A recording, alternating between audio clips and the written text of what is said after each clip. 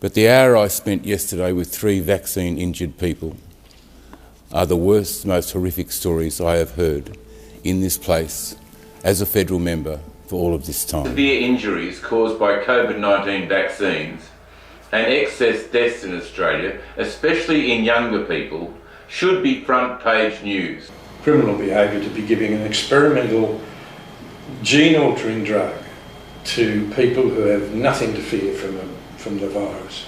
If these vaccines are safe and effective, how come there was a report in the paper the other day that 350 people who were vaccinated were hospitalised with COVID?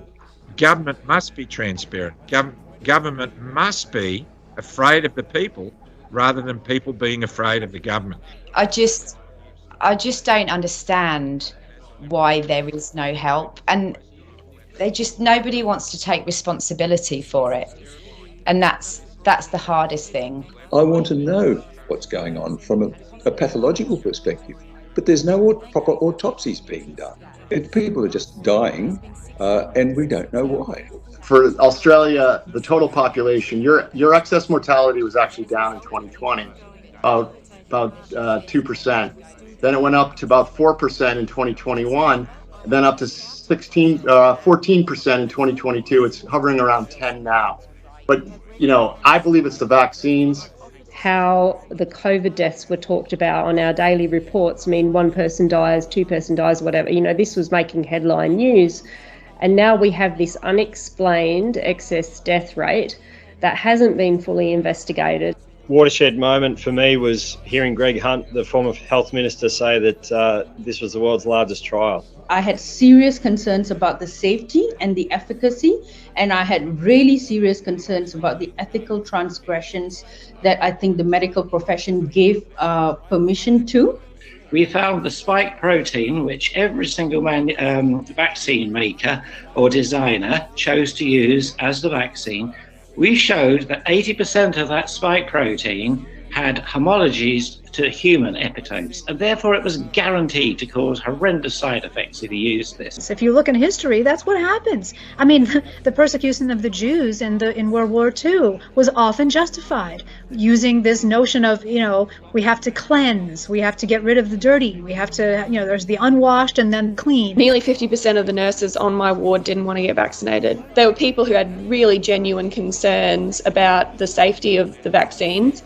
And it was just horrible watching them go through it. Curiously as well, if you end up taking, if you took Pfizer first, and then your second shot had to be a different brand, you took Moderna, well, that's a higher dose, isn't it? So potentially more chance of getting a side effect. I was told that I should have the vaccine if I'm not getting the exemptions. Up to now, my ears continue to ring. I do get some arrhythmias and chest pain. Now I see this barrier to inclusion that has been falsely erected because of the government's failure to acknowledge the existence of us as vaccine-injured people.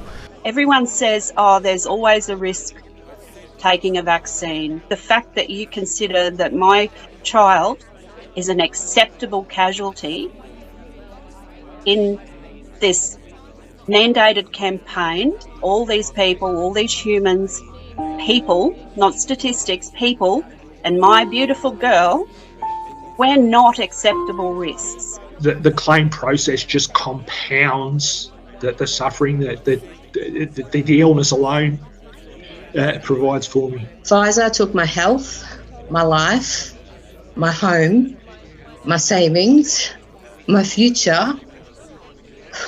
But it was you, the Australian government, that forced me to have the shot. It was you that took away my rights to choose. The Australian people trusted the government to protect them with so-called safe and effective vaccine and to help them if anything went wrong. But that's not what is happening. These injured Australians deserve better, much better, and that's justice as I see it.